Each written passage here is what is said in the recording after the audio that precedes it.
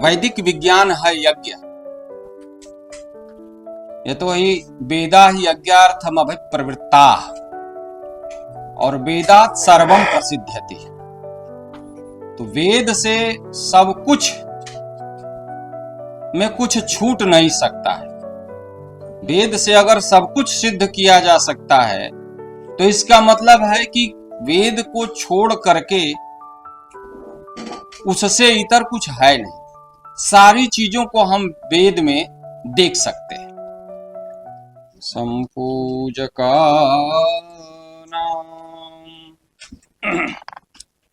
परिपालक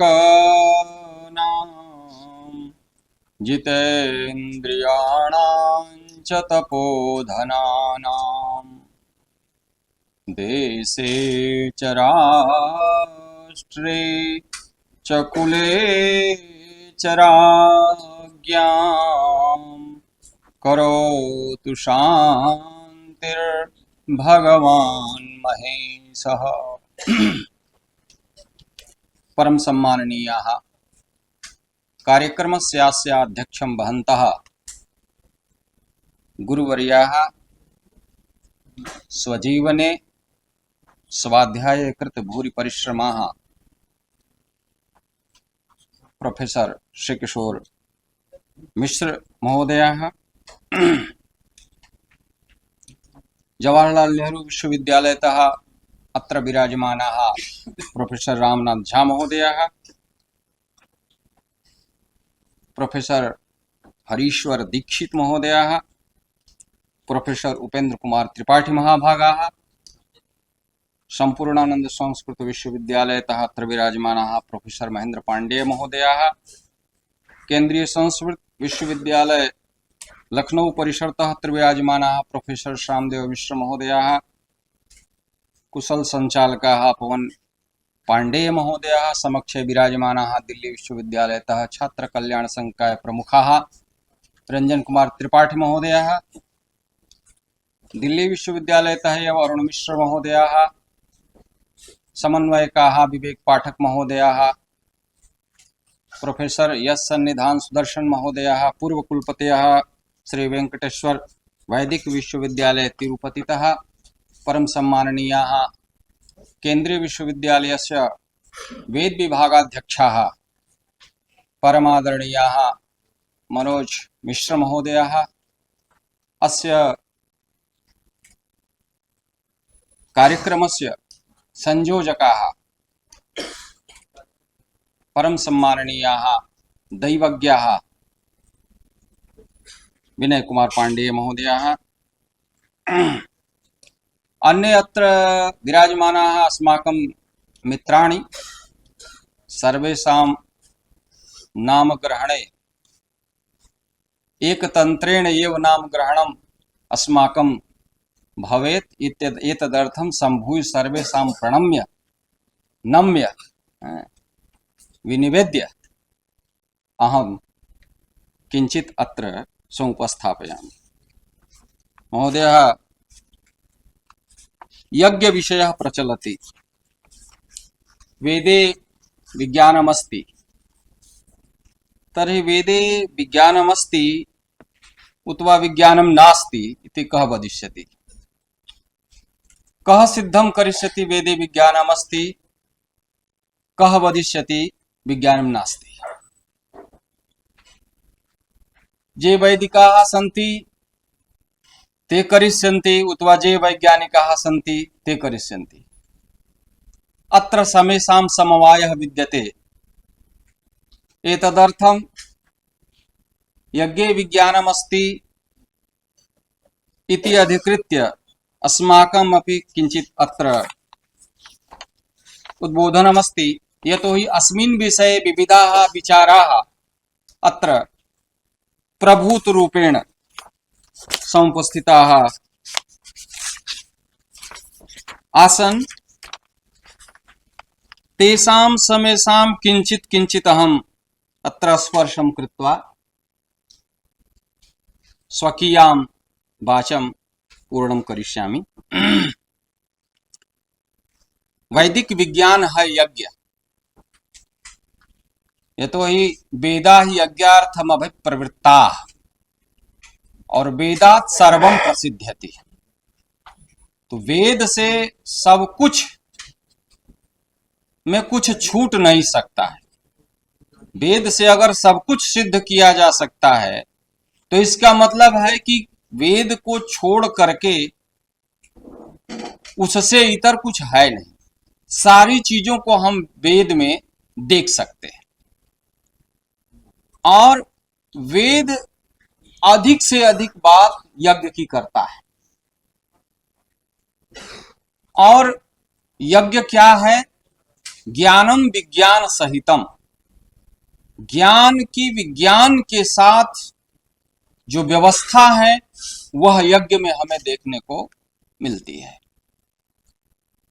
और यज्ञ के बारे में देव पूजा, संगतिकरण, दान, तीन की बात चर्चा चल रही है, सभी लोग जानते हैं, इसलिए इसमें कुछ मुझे विशेष नहीं कहना है। बस ये है कि जो क्रिया प्रक्रिया चल रही है, जैसे कल एक विद्वान चिकित्सक ने एक प्रश्न उठाया कि भाई हम लोग मंत्रों को स्मरण करते हैं, कंठ करते हैं, लेकिन उन मंत्रों को कंठ करने से क्या होगा जब तक आप उसके रहस्य को नहीं बताएंगे। तो इसके कहने का तात्पर्य क्या होगा? इसके कहने का तो कोई अर्थ ही नहीं निकला कि जब आप किसी चीज को स्मरण ही नहीं करेंगे, जब कोई चीज आपके कंठ में स्थान ही नहीं ग्रहण करेगा, तो फिर उसका फिर आगे प्रक्रिया उसकी कैसे चलेगी? तो उन्होंने कहा कि एक बात देव पूजन में, जैसे प्रथम प्रकरण देव पूजन में है, तो देवता के पूजन में पहले देवता का रहस्य बताया जाए, फिर उसकी पूजा कराई जाए। आज समाज में जो देव पूजन है, देव पूजन के लिए जो समय दिया जा रहा है, जो कार्यक्रम किया जा रहा है, उसमें एक विद्वान व्यक्ति कार्यक्रम संपन्न करे या उसका रहस्य बतलाए और जजमान के पास कितना समय है, बहुत सारी चीजें हैं। लेकिन वस्तुतः देव पूजन के क्रम में स्मृति का यह वचन मुझे याद आ रहा है कि पुण्यदः पुण्यमाप्नोति सत्सोत सहस्त्रशः। जो कुछ भी हम भगवान को अर्पण करते हैं वह हमें प्राप्त होता है। यह विज्ञान में क्या है? परावर्तन का नियम है। कोई भी चीज वापस आके मिलता है, जो भी हम देते हैं वो प्राप्त होता है। और वहां पर वो कहते हैं कि भाई आप अक्षत चढ़ा रहे हैं, पुष्प चढ़ा रहे हैं, तो इससे क्या होगा? कहा सौमनस्य मस्तु इति पुष्पम, पुष्प से सौमनस्य की प्राप्ति होगी।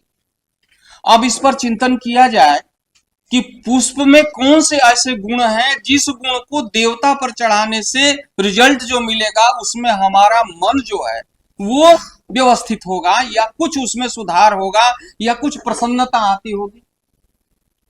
प्रसाद, जैसे प्रसादस्तु प्रसन्नता, प्रसाद लेने से क्या होगा? कहा प्रसन्नता आती है। अक्षतं चारिष्टं चास्तु गंधा पांतु सुमंगल्यम चास्तु। तो जितनी भी प्रक्रियाएं हैं, ये सारी प्रक्रियाएं जो भी हम देवता के सामने उपस्थित होकर के करते हैं, वो सारी प्रक्रियाएं हमें वापस हो रही हैं। अब हम अगर ज्ञान की बात करें कि नहीं साहब वहां पर मान लीजिए देवता नहीं है, हम खाली बैठे हैं और ध्यान से सारा ज्ञान कर रहे हैं, मन से ही चढ़ा रहे हैं, मन से आ रहा है, यह एक ऊंची प्रक्रिया हो गई। शायद साधक की एक अपनी ऊंची पराकाष्ठा होगी। बहुत बहुत साधक हैं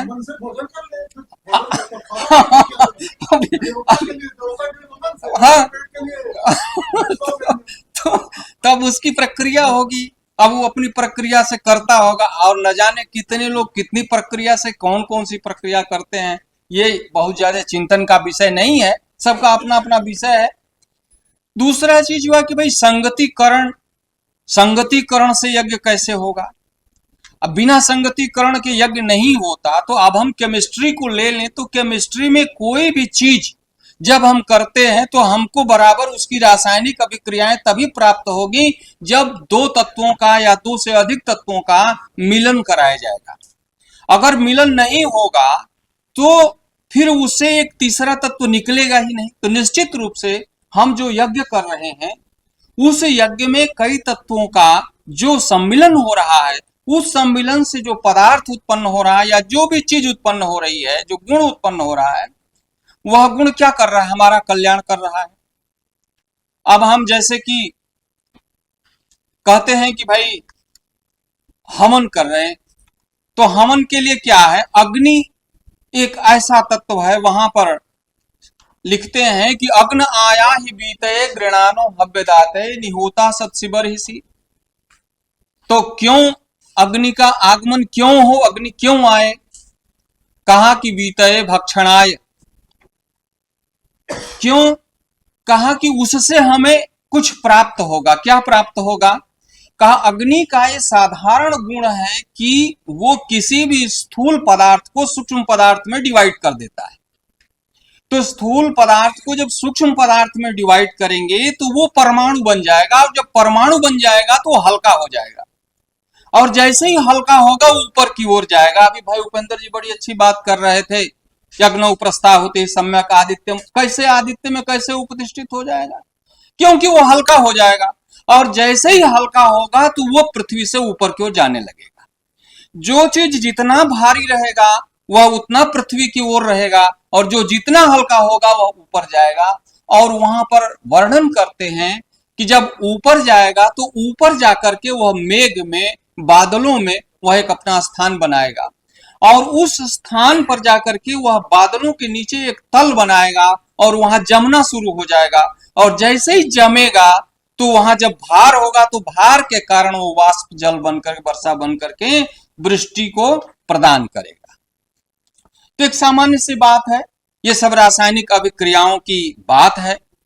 जब हम H2O की बात करते हैं तो हाइड्रोजन और ऑक्सीजन, वहां पर जो जितने तत्व उनके चाहिए, अगर उनका संयोग होता है तो वो सारी चीजें होती हैं।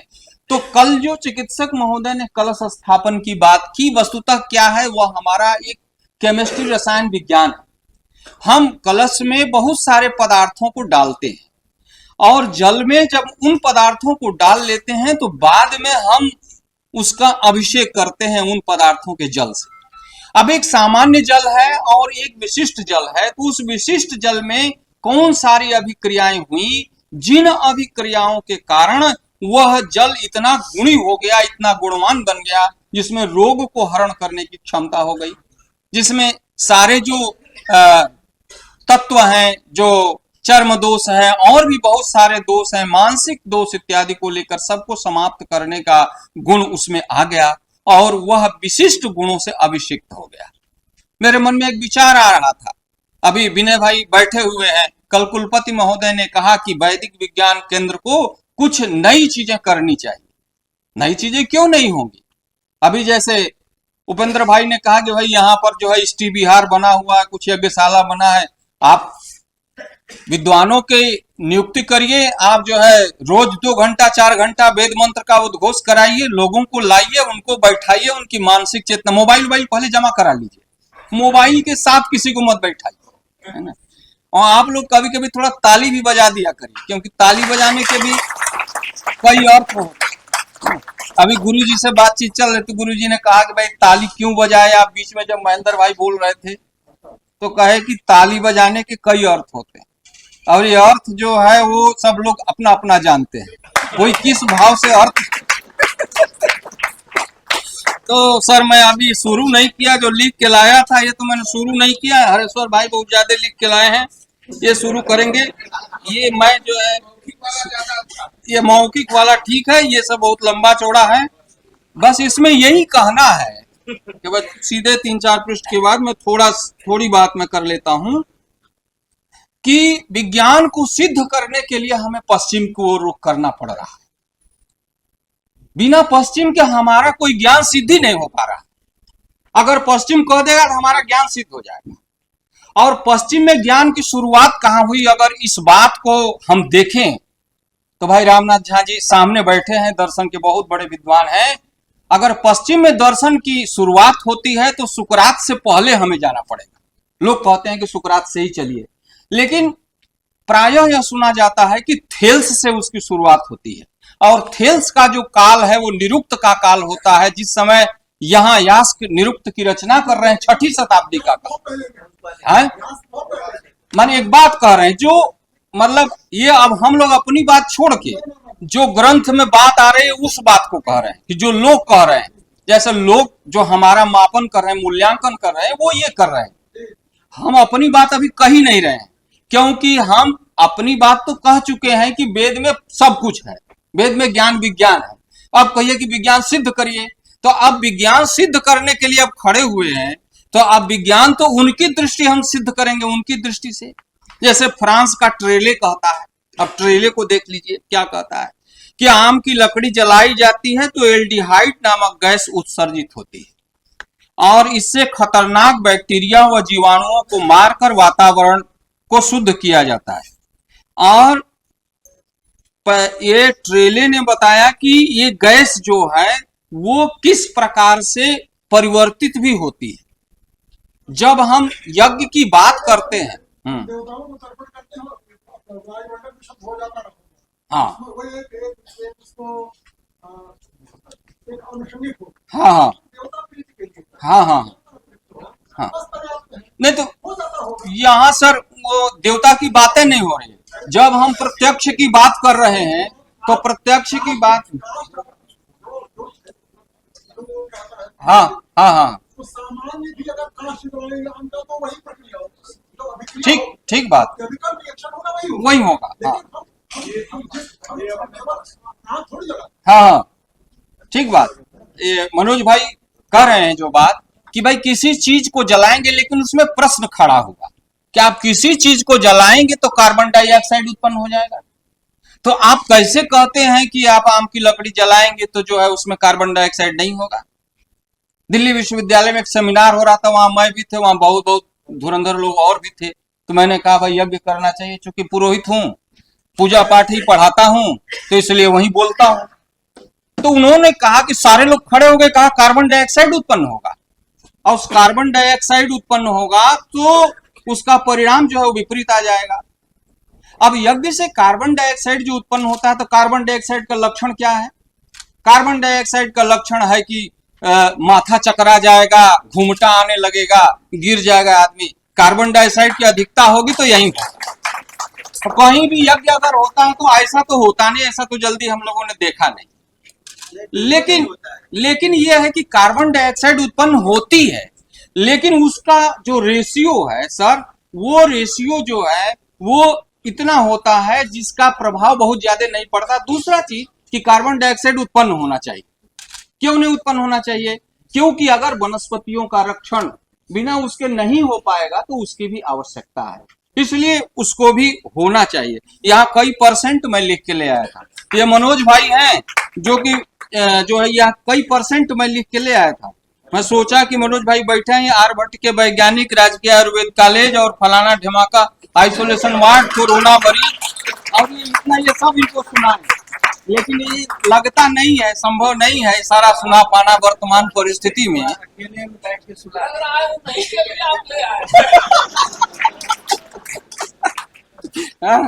उसके बाद सर वनस्पतियों की बात हो गई। कौन सी वनस्पति कितना उत्सर्जन करती है? एक पेड़ साल भर में 20 किलो जो है एक दिन में 20 किलो धूल सोखता है। प्रत्येक वर्ष में 700 किलोग्राम उत्सर्जन ऑक्सीजन का। ऐसा बड़ा वैज्ञानिक तत्व है, गूढ़ रहस्य है।